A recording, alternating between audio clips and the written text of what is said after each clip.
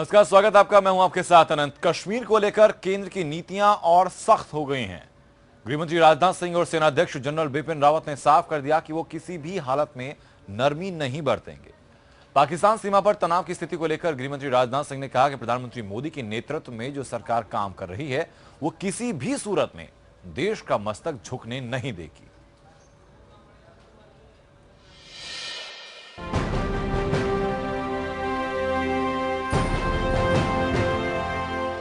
केंद्र सरकार कश्मीर को लेकर अपना प्लान बना चुकी है। अब जल्द कश्मीर का कोई स्थायी हल निकल सकता है, ऐसा दावा खुद गृह मंत्री राजनाथ सिंह ने किया है। राजनाथ सिंह ने साफ कहा है कि देश की भौगोलिक सीमा के साथ कोई समझौता नहीं किया जाएगा। हालांकि उन्होंने जम्मू और कश्मीर समस्या के स्थायी समाधान का ब्यौरा देने से इनकार कर दिया। हुर्रियत नेताओं से बातचीत की संभावना पर उन्होंने कहा कि सरकार सभी पक्षों से बातचीत के लिए तैयार है, लेकिन किसी खास व्यक्ति या संगठन को बातचीत के लिए न्योता नहीं दिया गया है। जो बातचीत करना चाहते हैं अब उन्हें खुद आगे आना होगा। उधर सेना प्रमुख जनरल बिपिन रावत ने और सख्त संदेश दिया। रावत ने साफ तौर पर घाटी में मानव ढाल की रणनीति का बचाव किया है और कहा, कश्मीर में शुरू हुए डर्टी वॉर से नए तरीकों से निपटना होगा। जब लोग सेना पर पत्थर और पेट्रोल बम फेंक रहे हों, तब हम अपने लोगों को चुपचाप इसे देखते रहने और मरने के लिए नहीं कह सकते। जब लोग हम पर पत्थर और पेट्रोल बम फेंक रहे हों, तो हम अफसरों को ये नहीं कह सकते हैं कि हम आपके लिए अच्छा ताबूत लाएंगे और तिरंगे में लपेटकर आपके शव को सम्मान के साथ घर भेजेंगे। टेररिज्म को फैलाने के लिए उन लोगों को पैसा दे रहे और ये अलगावादियों को, विभाजनवादियों को भी पैसा दे रहे। उस परिप्रेक्ष्य में जो कश्मीर में जो स्थिति है उस स्थिति को सुधारने के लिए जो भी उचित कार्रवाई करना चाहिए उस समय पर अपना विवेचन के आधार पर कार्रवाई करना चाहिए। आर्मी चीफ ने यही कहा, इसलिए मैं आर्मी चीफ का जो वक्तव्य है उसको पूरा समर्थन करता हूं और देश में लोग भी आर्मी के साथ है। जनरल रावत ने कहा कि कोर्ट ऑफ इंक्वायरी के बीच ही मेजर लितोई गोगोई को सम्मानित करने का मकसद युवा अफसरों का हौसला बढ़ाना है। ये नौजवान आतंकवाद से पीड़ित कश्मीर के बेहद मुश्किल माहौल में काम कर रहे हैं। मेजर लितोई गोगोई ने ही पत्थरबाजों को काबू करने के लिए कश्मीरी युवक को जीप में बांधकर मानव ढाल बनाया था। मेजर गोगोई को सम्मानित करने के सेना के कदम की काफी आलोचना हुई थी। जनरल रावत ने कहा कि अगर प्रदर्शनकारी पत्थरबाजी करने के बजाय गोली चलाते तो उनके लिए हालात ज्यादा आसान होते। दुश्मन के साथ देश के लोगों में भी सेना का डर होना चाहिए। जिस देश में सेना का डर खत्म हो जाएगा वो खत्म हो जाएगा। देश के लोगों के प्रति सेना का व्यवहार दोस्ताना है, लेकिन अगर हमें कानून व्यवस्था बहाल करने के लिए बुलाया जाता है तो लोगों में सेना का डर पैदा करना होगा। आर्मी चीफ की स्टेटमेंट से बिल्कुल सहमत हूँ। आर्मी चीफ के पास कोई ऑप्शन नहीं है अदर देन अपनी फौज के साथ खड़े हो। ये जो गोगोई का एक किस्सा है ये एक अजीबोगरीब का किस्सा था। वो पूरे हालात को निगाह में रखते हुए मैं बिल्कुल खुश हूँ कि उन्होंने ये कार्रवाई की and I totally stand by it. सेना प्रमुख ने कश्मीर में घुसपैठ और आतंकी गतिविधियों को रोकने के लिए कठोर कदम उठाने की सिफारिश की। उन्होंने कहा कि जब आतंकी छुट्टी पर घर आए, लेफ्टिनेंट उमर फयाज जैसे नौजवान अफसर को मार देते हैं तो हंगामा क्यों नहीं मचता। साफ है अब की बार सरकार आर पार के मूड में है। सचिन भाटिया, APN। बंटवारे के बाद से ही कश्मीर भारत पाकिस्तान के लिए रिश्तों में खटास और विवाद का मुद्दा रहा है। 2014 में जब केंद्र में नरेंद्र मोदी के नेतृत्व में बीजेपी की सरकार बनी तो कश्मीर नीति पर सख्ती के संकेत मिले थे। हालांकि पिछले कुछ वक्त में कश्मीर के हालात काफी तनावपूर्ण हैं। पत्थरबाजी की घटनाओं में लगातार इजाफा हो रहा है। ऐसे में मोदी सरकार की कश्मीर नीति को लेकर भी विपक्षी खेमे में सवाल उठने लगे हैं।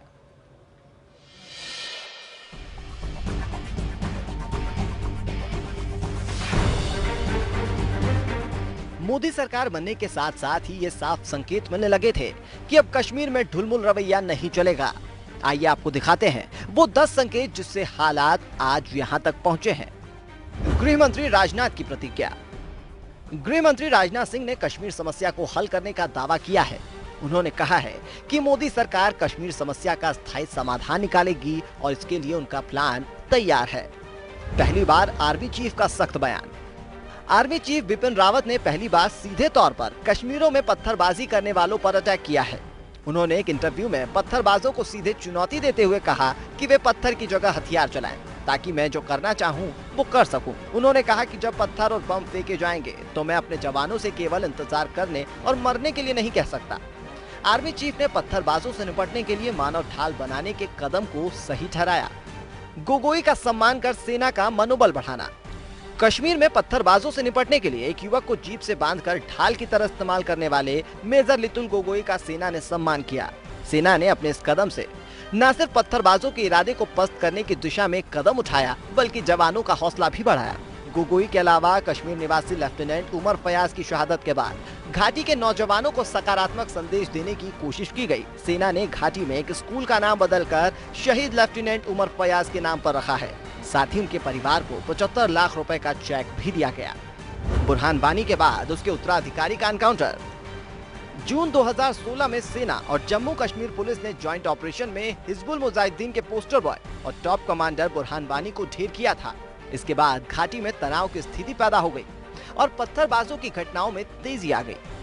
वानी के बाद अब 27 मई को त्राल में हिजबुल मुजाहिदीन के टॉप कमांडर सब्जार अहमद भट्ट को भी सेना ने मार गिराया। सब्जार बुरहान वानी के बचपन का दोस्त था। उसे बुरहान वानी के उत्तराधिकारी के रूप में पेश किया जाता था। कश्मीर पर बात नहीं करना। मोदी सरकार ने पाकिस्तान के साथ आतंकवाद और बातचीत एक साथ नहीं चल सकते की नीति को अपनाया है। कश्मीर मसले पर भारत पाकिस्तान से बातचीत के न्योते को भी ठुकरा चुका है। पाकिस्तान की चौकियां ध्वस्त करना, सीमा पार से नापाक हरकतों का भारत ने मुंहतोड़ जवाब दिया है। 2016 में सर्जिकल स्ट्राइक के बाद अब भारतीय सेना ने एलओसी के पास पाकिस्तान बंकरों को ध्वस्त कर दिया। इन बंकरों के जरिए पाकिस्तानी आर्मी आतंकवादियों को कवर देती है। भारत ने इस अटैक का वीडियो भी जारी किया, जिससे पाकिस्तान के साथ सख्ती से निपटने के संकेत दिए गए। अलगाववादियों से एकदम बातचीत नहीं। केंद्र सरकार ने अप्रैल 2017 में सुप्रीम कोर्ट से कहा कि कश्मीर में हिंसा और पत्थरबाजी की घटनाओं को रोकने के लिए वो अलगाववादियों के साथ कोई बातचीत नहीं करेगी। केंद्र सरकार ने कहा कि वो मान्यता प्राप्त राजनीतिक दलों से बातचीत करने के लिए तैयार है। हुर्रियत नेताओं पर कार्रवाई। हाल ही में एक स्टिंग ऑपरेशन में हुर्रियत के नेता कैमरे पर पत्थरबाजों को पाकिस्तान से फंडिंग के बाद कबूलते हुए नजर आए थे, जिसके बाद उनके खिलाफ केस भी दर्ज किया गया। कश्मीर में टूरिज्म को बढ़ावा। पाकिस्तान और अलगाववादी नेताओं के खिलाफ सख्त कार्रवाई के साथ ही मोदी सरकार कश्मीर में रोजगार को बढ़ावा देकर वहां के हालात पर काबू करने की योजना पर काम करती दिख रही है। हाल ही में पीएम मोदी ने जम्मू कश्मीर हाईवे पर देश के सबसे लंबी टनल का उद्घाटन किया। इसके अलावा चिनाब नदी पर दुनिया का सबसे ऊंचा रेलवे पुल बनाया जा रहा है। इसकी ऊंचाई एफिल टावर से करीब 35 मीटर ज्यादा होगी। साल 2019 तक इसके तैयार होने की उम्मीद है। इस टनल और पुल की मदद से सैलानियों का कश्मीर जाना बेहद आसान हो जाएगा।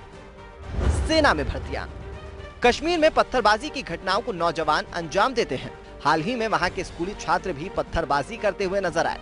ऐसे में सरकार उन्हें रोजगार देकर मुख्य धारा से जोड़ने की कोशिश कर रही है। इसका रिजल्ट भी कश्मीर में देखने को मिला। हाल ही में हुई वहां की सुरक्षा कर्मियों की भर्ती में बड़ी संख्या में नौजवानों ने हिस्सा लिया। सचिन भाटिया, एपीएन। उधर विपक्ष ने सेना प्रमुख बिपिन रावत के बयान का तो समर्थन किया, लेकिन गृहमंत्री राजनाथ सिंह के बयान की आलोचना भी की।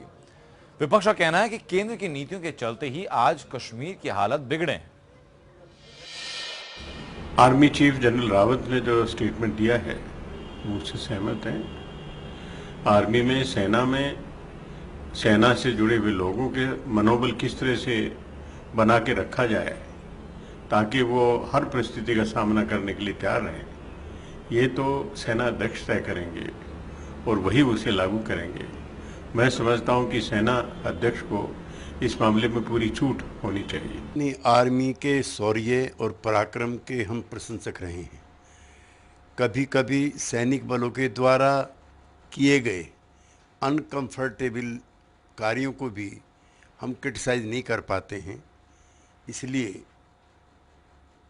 और ये मामला अब अदालत में भी चला गया है, तो मैं आर्मी के शौर्य की प्रशंसा करते हुए इस पर अदालत के फैसले का इंतजार करूँ। अब आर्मी चीफ ह्यूमन चेन की बात कर, ठीक है, बात सही है कि हम लोग अमन को कायम रखने के लिए आर्मी को या पुलिस को कभी कभार कुछ सख्ती बरतनी पड़ती है, लेकिन इसका मतलब ये नहीं कि वो कानून से ऊपर हैं या उनकी कानून के उल्लंघन करने पर कोई कार्रवाई ना हो। उधर कश्मीर में आतंकी हमेशा आम लोगों के बीच डर का माहौल पैदा करके रखना चाहते हैं। पिछले दिनों आतंकी संगठन हिजबुल मुजाहिदीन का नया वीडियो सामने आया, जिसमें देखा जा सकता है कि 2 कश्मीरी युवकों को बुरी तरह से पीटा जा रहा है। इतना ही नहीं, उन युवकों के बाल काटे गए और उन्हें तरह तरह से टॉर्चर किया गया। ऐसा इसीलिए क्योंकि पुलिस की नौकरी के लिए आवेदन करने वालों को ये आतंकी डराना चाहते हैं और ये चाहते हैं कि इनके डर का कारोबार लगातार चलता रहे।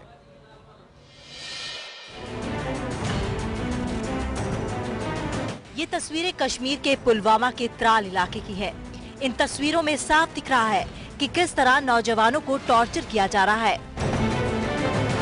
ये बेगुनाहों को पीटते हैं, ये मासूम नौजवानों के बाल काट रहे हैं। जानते हैं आखिर क्यों? हिजबुल के आतंकी आखिर क्यों कश्मीरियों को ही निशाना बना रहे हैं? क्यों इस नौजवान के सर को पानी में डुबोया जा रहा है? हम बताते हैं आपको। मारपीट कर रहे हिजबुल के आतंकी नाराज हैं। ये इस बात से नाराज हैं कि आखिर ये नौजवान कश्मीर की मुख्यधारा में शामिल क्यों होना चाहते हैं। दरअसल इन नौजवानों ने स्पेशल पुलिस ऑफिसर यानी SPO की नौकरी के लिए अप्लाई किया था। इन्हें पुलिस का मुखबिर बताया गया। हैरान करने वाले इस वीडियो में आतंकियों ने इन युवकों के बाल काटे, सर पानी में डुबोया और लाठी डंडों से इनकी पिटाई की गई। कश्मीर घाटी में 22 सोशल नेटवर्किंग साइटें बैन होने के बावजूद ये 7 मिनट का वीडियो वायरल हो गया। इस वीडियो का नाम हिजबुल है और इसमें स्क्रीन पर उनका बैज चलता रहता है। इस वीडियो में एक अंधेरा कमरा दिखाई दे रहा है जिसमें कश्मीरी दिख रहा युवक आतंकियों के सामने हाथ जोड़कर गिड़गिड़ाता हुआ दिख रहा है। वीडियो के नीचे लिखा है ब्रेकिंग न्यूज, अस्सलाम वालेकुम। ये वो गद्दार है जो पुलिस में SPO भर्ती होने के लिए मुजाहिदीन की खबर हिंदुस्तानी कुत्तों को देते थे। बताया जा रहा है कि ये वीडियो पुलवामा के त्राल इलाके का है। आतंकवादी इस तरह के वीडियो पहले भी जारी कर चुके हैं। इस तरह के वीडियो का मकसद कश्मीरी लोगों को डराना होता है ताकि वो सुरक्षा बलों को सहयोग न करें। पुलिस के मुताबिक इस तरह के ज्यादातर वीडियो दक्षिण कश्मीर में शूट किए जाते हैं। जम्मू कश्मीर में जहां छात्र एक और पत्थरबाजी पर कानून व्यवस्था को ठेंगा दिखा रहे हैं, तो वहीं आतंकी मारपीट कर माहौल खराब करने में लगे रहते हैं। इसके बावजूद पिछले दिनों बदली सी तस्वीर बारामूला में उस वक्त की जब वहां पुलिस विभाग में भर्ती अभियान चलाया गया। कश्मीर पुलिस में शामिल होने के लिए सैकड़ों की तादाद में युवा टेस्ट देने पहुंचे। पुलिस में शामिल होने की इच्छा रखने वाले छात्रों में कई महिलाएं भी शामिल थी। 15 साल 20 साल पढ़ाई में खर्च किए हैं, अगर वो शेड्यूल पेंडिंग में उलझता है उस पर आपसे और वगैरह वगैरह एक्ट लगते हैं, तो उसके लिए यही मैसेज है, अपना करियर तबाह ना करें, अपनी ज़िंदगी बर्बाद ना करें, जिसने पढ़ा है वो आगे बढ़े। जी सर, उनका करियर खराब हो रहा है, फिर भी वो समझ नहीं पा रहे हैं। उनसे यही मैसेज है कि स्टूडेंट पेंडिंग छोड़ के अपने फ्यूचर पर कंसंट्रेट करें। पुलिस महकमे से जुड़े आला अधिकारी भी भर्ती अभियान में भारी तादाद में आए युवकों को देख खासे खुश नजर आए और माना कि अगर पढ़े लिखे युवकों को रोजगार मिलेगा तो फिर घाटी में फिर से अमन होगा। जम्मू कश्मीर पूरी स्टेट में पुलिस में भर्ती होने जा रही है, जिसमें कोशिश पूरी है कि कोई हेराफेरी नहीं होगी, कुछ नहीं होगा। आज इसमें 1400 लोगों ने हमने उनका एग्जामिनेशन लेना है, कल 1300 लड़कों का लेना है और परसों 2000 और 2000 इस ढंग से। कुछ दिन पहले भी आतंकवादियों का एक वीडियो सामने आया था जिसमें हथियारों से लैस हिजबुल के करीब 20 आतंकी दिख रहे थे और मस्ती के मूड में फोटो भी खिंचवा रहे थे। आतंकियों के इस वीडियो के सामने आने के बाद से ही सुरक्षा एजेंसियां अलर्ट हो गई थी। लेफ्टिनेंट फयाज की हत्या के बाद इन दिनों सेना ने घाटी में आतंकवादियों के खिलाफ दशक का सबसे बड़ा ऑपरेशन शुरू किया है, जिसके तहत कश्मीर के कई गाँव की तलाशी ली जा रही है और इसके अलावा हेलीकॉप्टर और ड्रोन आसमान से नजर रखे हुए हैं। अब हिजबुल चाहे कुछ भी कर ले, वो भारतीय फौज बिल में छिपे आतंकियों को ढूंढ कर मारेगी। Bureau report APN।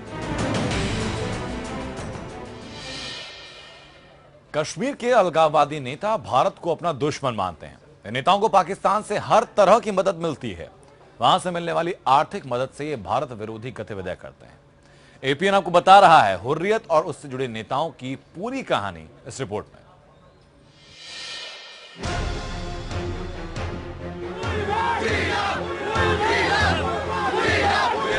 अरबी भाषा में हुर्रियत का अर्थ आजादी है। कश्मीर में अलगाववादियों के प्रमुख साझा संगठन ऑल पार्टी हुर्रियत कॉन्फ्रेंस का गठन 9 मार्च 1993 को हुआ। उस समय संगठन में 28 दल थे। इसमें Jamaat e Islami, Muslim Conference, People's League, People's Conference, Ittehad e Muslimeen, Awami Conference और JKLF इत्यादि प्रमुख थे। इस साझा मंच में वैचारिक मतभेद उभरने पर 7 सितंबर 2003 को ऑल पार्टी हुर्रियत कॉन्फ्रेंस के 2 धड़े हो गए। हुर्रियत कॉन्फ्रेंस में शामिल 12 संगठनों ने तत्कालीन चेयरमैन मौलवी अब्बास अंसारी की जगह मसरत आलम को अंतरिम चेयरमैन बना दिया। बाद में 5 सदस्यीय कमेटी बनाकर हुर्रियत संविधान में संशोधन के लिए सुझाव मांगे गए। 2004 में गिलानी ने बनाया अलग संगठन। पाक समर्थक जमायत इस्लामी संगठन के प्रमुख कट्टरपंथी अलगाववादी नेता अली शाह गिलानी ने तहरीक ए हुर्रियत के नाम से 7 अगस्त 2004 को अपना अलग संगठन बना लिया। गिलानी आतंकवाद का सबसे बड़ा रहनुमा है और उन्हें कई आतंकी संगठनों का समर्थन भी मिलता है। उधर मीरवाइज गुट नरमपंथी धड़ा माना गया, जो बातचीत से आत्मनिर्णय के अधिकार और कश्मीर मसले को अंतर्राष्ट्रीय मंच से सुलझाना चाहते हैं। सैयद अली शाह गिलानी कश्मीर में से सबसे ज्यादा खतरनाक अलगाववादी नेता माना जाता है। इससे आतंकवादियों का समर्थन मिला हुआ है। इसकी रैलियों में पाकिस्तान और ISIS के झंडे लहराते हैं। गिलानी की बेटी दुबई में रहती है। वहां जाने के लिए इसे पासपोर्ट की जरूरत थी। इसने अपने आवेदन में नागरिकता वाले कॉलम को खाली छोड़ दिया था। इसने कहा था कि वो भारत को अपना देश नहीं मानता। इसके बाद भारत सरकार ने इसका पासपोर्ट आवेदन कैंसिल कर दिया था। बाद में नाक रगड़कर इसने अपने आप को भारतीय कहा, तब इसे पासपोर्ट दिया गया। यासिन मलिक अलगाववादी संगठन जम्मू कश्मीर लिबरेशन फ्रंट का प्रमुख है। इसकी रैलियों में पाकिस्तान के झंडे लहराए जाते हैं। उसने पाकिस्तानी महिला मुशहाला हुसैन मलिक से निकाह किया है। 1990 में हिंदुओं का कत्लेआम कर उन्हें कश्मीर से बेदखल करने के आंदोलन में यासीन जैसे नेताओं की बड़ी भूमिका रही है। मीरवाइज उमर फारूक मीरवाइज मौलवी फारूक के बेटे हैं। मीरवाइज उमर फारूक कश्मीर के लिए सेल्फ रूल को तरजीह देते हैं। इनकी पत्नी अमेरिकी हैं। एक बार कश्मीर की तत्कालीन सरकार ने इनकी पत्नी शीबा मसूदी को देश छोड़ने का आदेश दे दिया था। शब्बीर शाह करीब 1 दशक तक शांत रहने के बाद से लाइमलाइट में आया है। हाल ही में उसने भारत को परमाणु युद्ध की धमकी दी थी। शब्बीर शाह का संगठन गिलानी का समर्थक माना जाता है। शाह भी पाकिस्तान की शह पर कश्मीर में अशांति फैलाता है। मौलवी अब्बास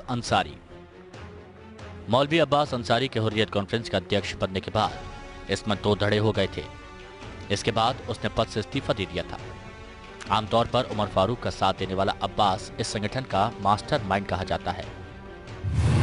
मोहम्मद अशरफ सहराई गिलानी की संपत्तियों वाली बिल्ली ट्रस्ट के ताकतवर ट्रस्टी मोहम्मद अशरफ सहराई को गिलानी का मजबूत उत्तराधिकारी माना जा रहा है। पाकिस्तान से मिलने वाली आर्थिक मदद और बाकी कामों का हिसाब यही रखता है। गिलानी की गैर मौजूदगी में भारत विरोधी गतिविधियां यही संचालित करता है। आसिया